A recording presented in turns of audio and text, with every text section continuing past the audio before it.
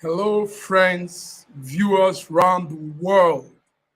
My name is Edwin, and this is Nostalgia. Nostalgia, this is our 16th edition. Nostalgia looks back at stories and scores of global musical legends that have lived, that have passed on, and are still alive doing great things. I cannot do Nostalgia without my partner, the man that has all the insights, the man that gives me more stories that I even think I know. N.O.S.T.A.L.G.I.A.16th has on stage Dr. Osita. Dr. Osita, hello, sir. We're doing N.O.S.T.A.L.G.I.A.16th edition. And I can't believe it. Just like yesterday. Just like yesterday. Just like yesterday, my brother. And you know the interesting thing? I get calls. I get calls from friends around the world, from Jamaica, from you won't believe this. Somewhere in Australia, there's somebody called from Australia and said he's watching Nostalgia. And he gave me the people he thinks I should bring on next time. And I said, don't worry, let's not open it up now. Let's keep it as a secret so we can surprise the viewers. Dr. Osita, we're back today. We're back. And we're looking at three great, you used the word last time, boats. Yes, sir. Best of all times. Today we have the real boats. We're looking at King Zeal Onyia. King Zeal Onyia. Dr. Osita. Fantastic. Yes, King Zeal Onyia. King Zeal Onyia is considered one of the West African highlife creator. And he did it in Africa, in Ghana, Nigeria, and many parts of West Africa. Zeal Onyia played the Ellington kind of swing and Ellington kind of song. Zeal Onyia had classic with also Ghana ET Mensah in the 50s. And he also provided some strong competition, you know, with Fela's band, with his own style of small jazz, combo tune. Zeal Onyia played around, he toured around also in Germany, in Europe, and he returned with more tunes. He was with a studio called the Tambasi studio back then. Zeal Onyia was, he was highlife #1. Zeal Onyia played the trumpet so well that people would say, they speak in Igbo and say, can you blow the trumpet like Zeal? Dr. Osita, let's listen to a song of Zeal and you come and break it down for me. Thank you. You come and break it down for me. Let's listen to a song of Zeal and you break it down for me.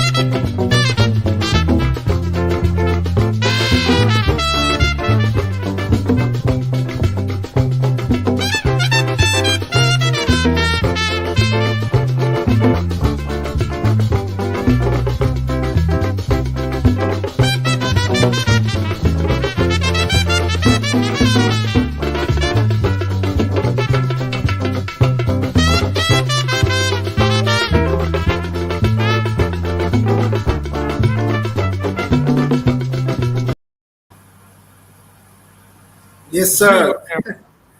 Yes. I was shaking my head here, grooving Yes. to that tune. Massive Mark. You know, after the war, after the Nigerian Biafran Civil War, there were issues about entertainment in Nigeria. You know, the war just ended. Young people came out. You know, we talked about this before, but there was also two types of musicians, whether they played funk, whether they played high life. There was this entertainment concert musicians and there were recording musicians.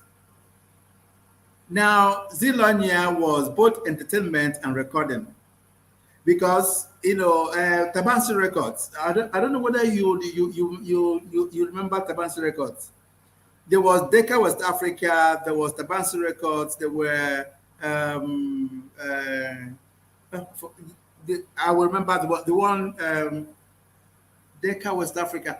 But the issue I want to stress was that Zeal didn't need to go to any of these recording artists. They came to him because they saw this widely traveled musician. Zeal studied in Germany, studied classical music in Germany. So when he came back, it was like, after the war, the people who went abroad and came back were like kings. And then this was Zeal. He didn't go to study medicine. He didn't go to study engineering. He didn't go to study architecture. He went to study classical music. So people wanted to know what kind of music was he going to play. Was he going to play English music? But he came back and was singing in his traditional N.O.S.T.A.L.G.I.A. N.O.S.T.A.L.G.I.A. is the Delta Igbo, language. And then he brought in traditional stories. He brought in proverbs, maxims. And people were saying, is it the man who went abroad? Is this? So he could have followed him. The people followed him. Now, the issue now was that by the time people started listening to him and playing around with him, other musicians were coming on. But because he was the Binto musician, he had this very, very strong followership. And I'm not talking about just Nigeria. I'm talking about English-speaking West Africa. Because anywhere you go, they will say Zeal. But he wasn't particular about recording. He was particular about entertainment. He was just there trying to give his best, trying to make sure that everything that he knew was shared with his crowd. And if you listen to his music, it's like he's talking to you. Anytime he's, that's how rapping started. The rapping that now was Zeal talking to people. He was just there speaking his language and then making sure that he passes his message on. Zeal was peculiar, very peculiar.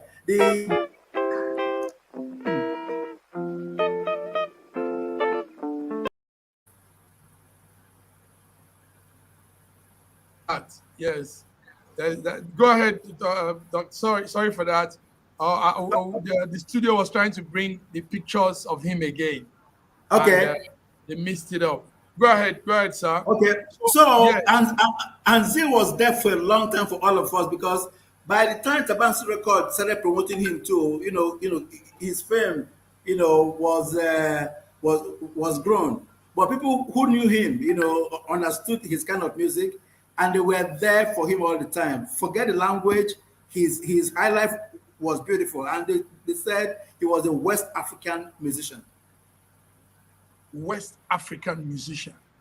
So I want to know, is he still alive, Doc?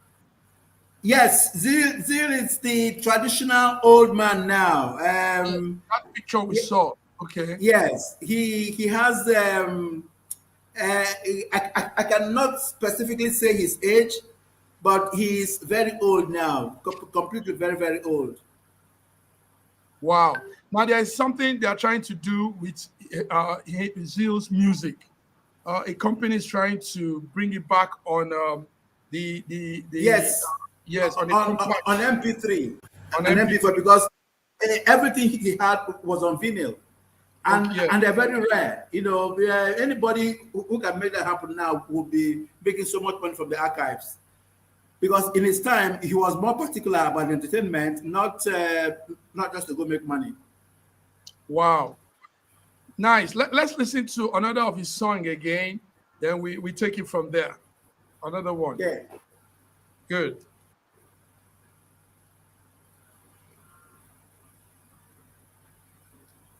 Oh, there.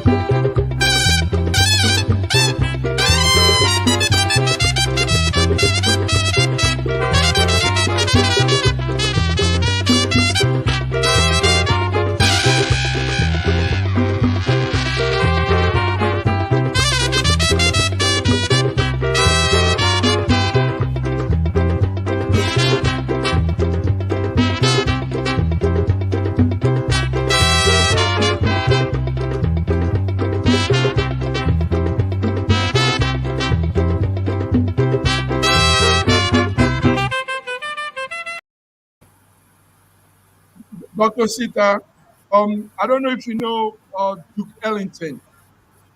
I know you know Who? Duke. Duke Ellington. Yes, Duke Ellington. You know Duke Oh Ellington. yeah, Duke was a master himself too. Yes. You know, Zeal Onyia's music, it sounds to me like Duke in the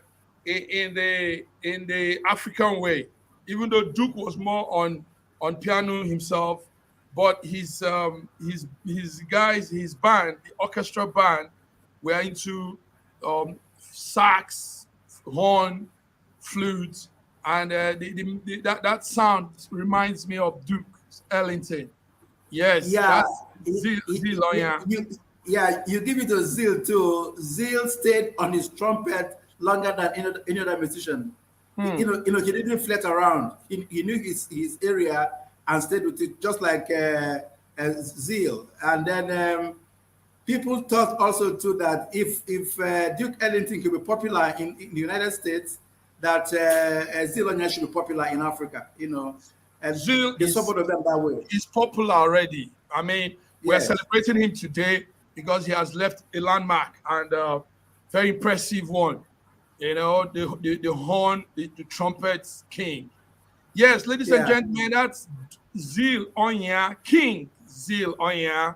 And Zeal Onyia is our man today. We're looking at his past and all the beautiful sound he did. Zeal Onyia was a trumpet extraordinary, and he gave us real good sound. Zeal Onyia. So we're going further. Nostalgia. Dr. Osita and myself are looking into both best of all time. Now, number 2 of the best of all time is a man called Edwin Chukwuemeka Okonta. Edwin Chukwuemeka Okonta. Eddy Mama. Eddy Okonta. Eddy Mama. Okonta. Eddy Mama. A Nigerian highlife musician, was also prominent in the highlife days in the 50s and the 60s. He was known to play the highlife. He played with Bobby Benson's band. I think Dr. Sita said that last time. Bobby Benson was fielding many people on the stage. Eddy Okonta was a royal melody maker also, and he had some great sounds. These were people that really changed the atmosphere after the war. The post-Nigerian Civil War became more livelier with music coming from Eddy Okonta. Eddy Okonta made the noise. Dr. Sita, Eddy Okonta, let's listen to this. Let's listen to this.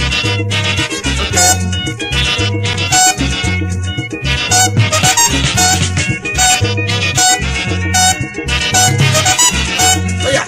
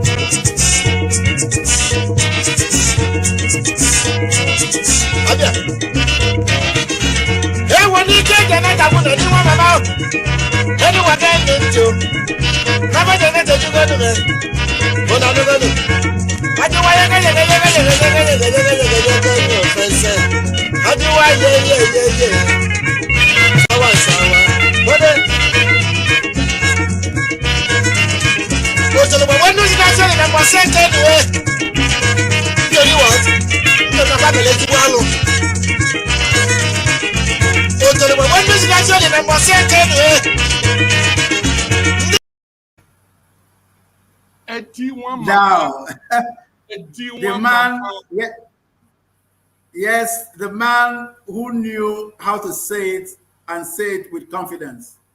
Eddy Mama was unbeatable. Now that track was Janet. Ike Janet Agugo Numo. Janet was his opening song in every concert. And after that, when you listen to him play Asele, he was talking about gossips. You know, the thing that was the in thing there. You know, people talk about people because it was the socialite. This man would come on stage and people would be listening to hear the latest, and you can't predict him.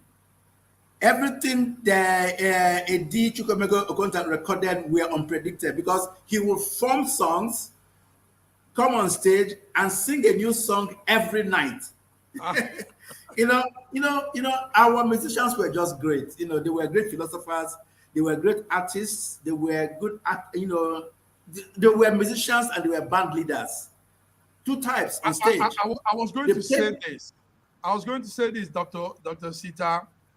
With all respect Yes. to the creators in this our time, but I think in those days they were singers and they were performers.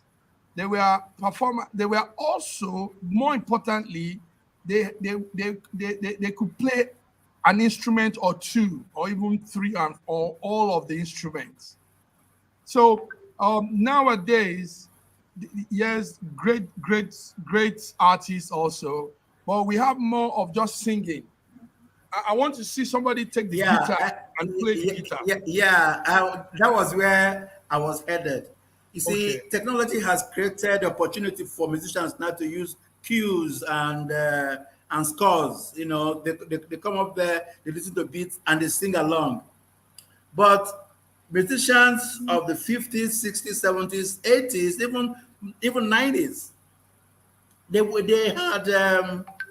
had the fortunate inheritance of creating music. You know, like I was saying, Eddy Okonta was a musician and he was a band leader. He played with his orchestra and he led them. You know, there are two different things. And these are great skills, like Vito Waifo did, like Fela and Nico Mbarga did. He understood the environment, he understood the music he created, he shared it and made sure that everybody got the cues the way he wanted them. That was leadership in music. So by the end of the day, all his tracks, they were signature tune marks. Massive mag. The Eddy Mama will play any music anytime. When you wake up from you say this must be Eddy Mama, this must be Eddy Okonta, because he has signature tunes. You can't beat him. You can't beat Eddy. You know, Eddy sang in English, pidgin English, and in Igbo. But Yorubas who listen to his Igbo music, they got the message. They were dancing along, you know. And then what else? He had friends all over the country, no matter your tribe, because when you hear his music, it clicks and it sticks. And Eddy was a ladies' man. Eddy was because he was a showman, you know. You know, after the war, to wear a pair of suits, you know what it meant? To wear a pair of suits, and he always has his shirt hanging out on the collar. You know, he was, and then with this beautiful hair, you know, beautiful hairstyle. Yes. Wow. Wow. Eddy Wow. Mama, yes. Eddy Edwin Mama. was it all. You know, rich man, great musician, great trumpeter, very well dressed gentleman. Wow. Wow. But Doc, I know that also people will pay more to listen to live music created with all these infusion of raw talent Oh yeah, right oh there in the yeah, yes, yes. because That's what we're looking forward to now. In concert. You know, yes, some of my friends, yeah, some of my friends in Lagos, they are looking to reenacting old Nigerian music. You know why? why? Because our children these days cannot imagine the likes of Eddy Okonta playing on stage. Mm. So the idea now is to bring old people like us who saw them, dance to their tune, have spoken to them, to come on stage and reenact. Their music will be playing and who will sing along to show how they were those days. It's a big project. It's a big project, That's coming out that's a of Lagos. that's a good one. That's Yes, and then I would like to be involved in that. Let me oh, know absolutely. No, about that. absolutely. We'll let you know. Definitely let you know because That's a the good idea project. now is that people have been hearing about this, hearing about this. I have a nephew who performs Fela. He has a PhD in music from University of Ibadan. But if you see him on stage, you think he's a Nico Mbarga. So that's the kind of thing that we want to do. My university it's looking into that. My university, the Center for African Theater and Culture and Heritage, we call it CATCH. The Huh. department is trying to reenact African music, starting with Nigeria. These are old Nice. music, yes, old musicians brought on stage. Their memorabilia, artifacts, everything on stage, and then they use current show performers to reenact them. So Eddy Okonta is there, Fela Kuti is there, Osita is there, Celeste Nuku is there, and then the man that we showcased in our first show, that Maria Just is there. So we are trying to recreate that. This Catch is the is a future. good one. It's a good one. Yes, I'd like to be yes. involved. Let's listen to another of Eddy Okonta's song. Then we take it from there.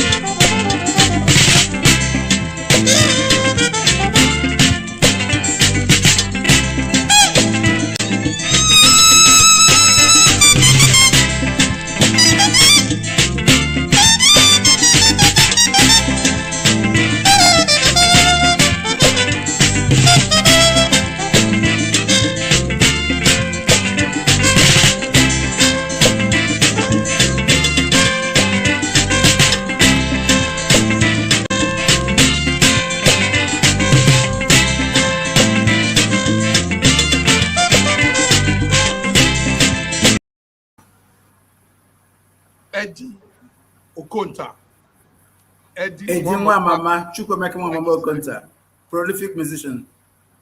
Thank you very much, Dr. Osita. Yes, N.O.S.T.A.L.G.I.A.16th. And we just looked at two boats, best of all time, Zeal Onyia and Eddy Okonta. Now we're running up tonight's edition with he's also more than a boat. Prince Nico Mbarga. Prince Nico Mbarga.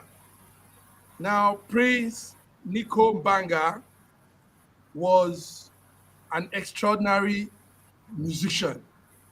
He was a Cameroonian, Nigerian highlife artist.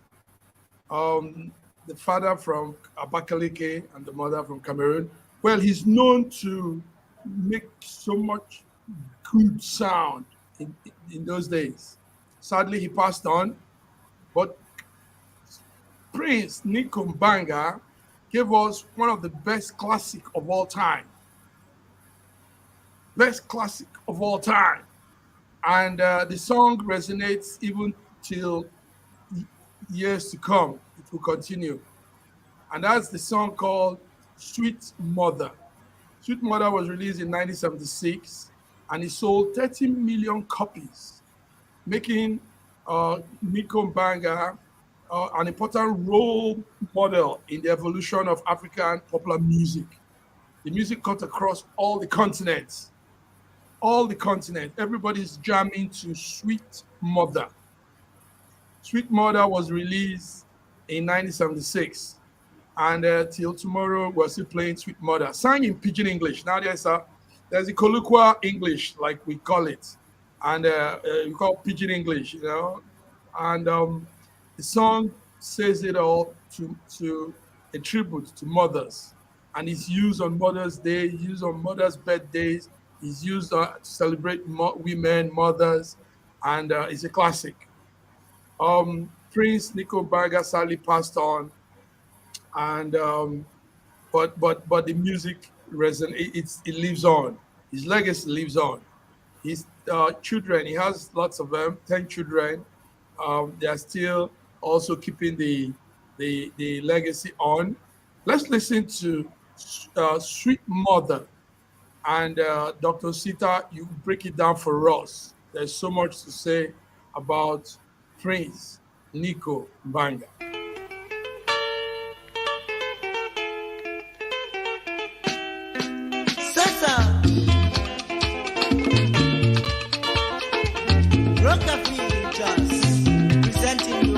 Sweet mother, sweet mother, I no go forget you for the suffer way you suffer for me. Sweet mother, I no go forget you for the suffer way you suffer for me.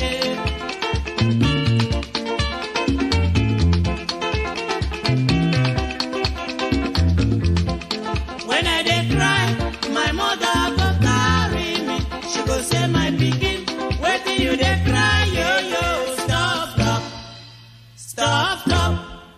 stop, make you no cry again, oh.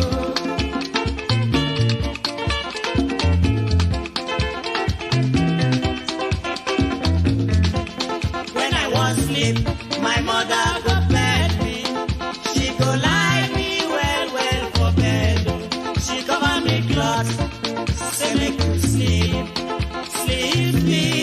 my pikin, oh.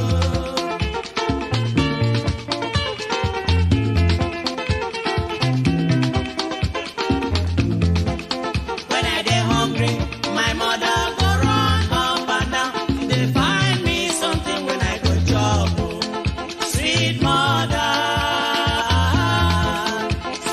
oh, oh. Sweet mother. I had to stop here. Thank you. I was dancing. that could take us. It could take us to another level. Sweet mother. Sadly, I was dancing, man. Prince Nico Mbarga was killed in a like I had in a motorcycle accident. Say it again. Prince Nico Mbarga was killed in a motorcycle accident in 1997 in Calabar, while 97, yes. while he He was passed trying in to buy 1997. spare parts. He was trying to buy spare parts for his car along a very busy road somewhere in Calabar. I was actually in, I think I was in Germany when that happened, and I heard it, and I wasn't happy about that. So, what do you want to tell me? Tell me about Prince Nico Mbarga. Prince Nico Mbarga loved his car so much. He was one of the few Nigerian musicians who liked luxury. At the time when cars were Volkswagen 504, whatever, Prince Nico Mbarga was driving a Range Rover. Can you imagine that? He drove the Range Rover, and tiny little man, dark complexion, very well dressed, stylishly dressed, with very big hair, comes out of the Range Rover car. People were walking behind him. People, because he will attract attention. He will attract attention, and then people saw him as a foreigner. You know what it takes now, to have Yes. dual nationality. He was half Nationality. Nigerian, half Cameroonian, and then and because his mother raised him, Nico came from the southeast, part Ebonyi, part Cross River. Then, he was raised in Ikom, where music was very well played. In the southeast, then there was in Henshaw, there was so many other musicians, playing. But Prince Nico Mbarga, because of the way he learned music, remember this, during the Civil War, he Yes. escaped Biafra. He escaped the enclave called Biafra and went into Cameroon. Okay. Prince Nico Mbarga. So Whoa. was just there, becoming prolific in guitar, but he knew that his crowd was Nigeria. So as soon as the war ended, he came back into Nigeria and started playing with every of them. At Bolingo Hotels on Onitsha, he would perform every night, and people went there, had him play, danced to his music until this super song came out. The super song they call Sweet Mother. Yes, you are right. On Mother's Day, even the UN, on Mother's Day in New York, they play Sweet Mother. What's it called? Mother's birthdays, and so on and so forth. But most important was Prince Nico didn't die.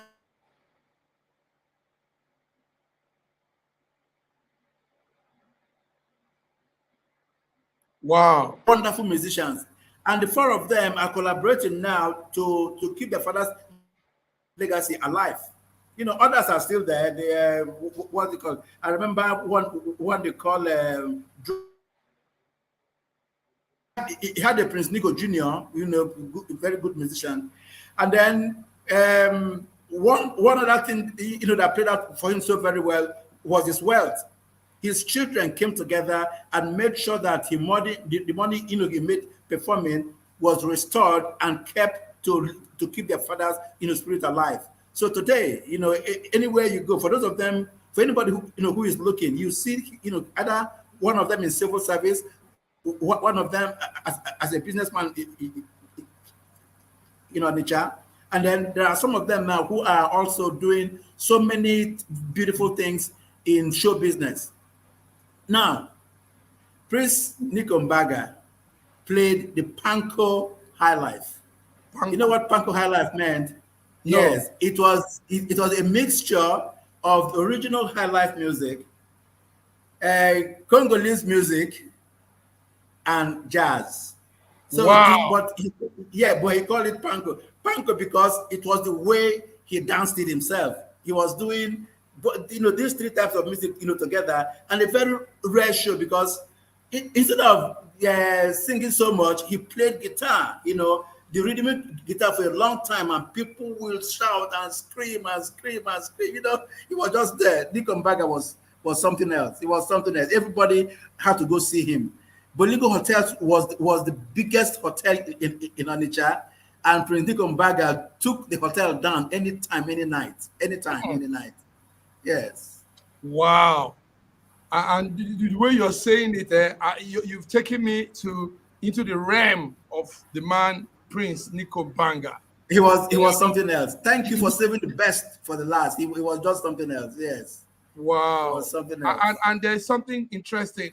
He has a statue standing on the street on that road of Cross River. He has a statue standing there. A statue of him standing on the road of yeah, Yes, yeah. and that's a good one. The man was an icon. Nico Mbarga was an icon. Anywhere you go. That's a good one. That's a good one. Wow. Thank you very much, Dr. Osita. We've looked into 3 boats, best of all time, Nostalgia 16 edition. Myself and Dr. Osita has looked at Zeal Onyia, Eddy Okonta, Eddy Mama, like Dr. Osita called him, and also Prince Nico Mbarga. So these are our 3 boats for today, and we're happy to have to talk about these boats, these legends. We're happy to also share with our viewers an insight into their world, their music, creativity, and all they did that now still lingers on. So on this note, I want to say thank you for tuning in. Nostalgia. Nostalgia is our program, our way of looking back at legends and creators, stories, scores of them, and all they did. So until we come your way next week again, this is Nostalgia with Massive Mark and Dr. Osita. Thank you, and have a beautiful week, beautiful weekend, wherever you are.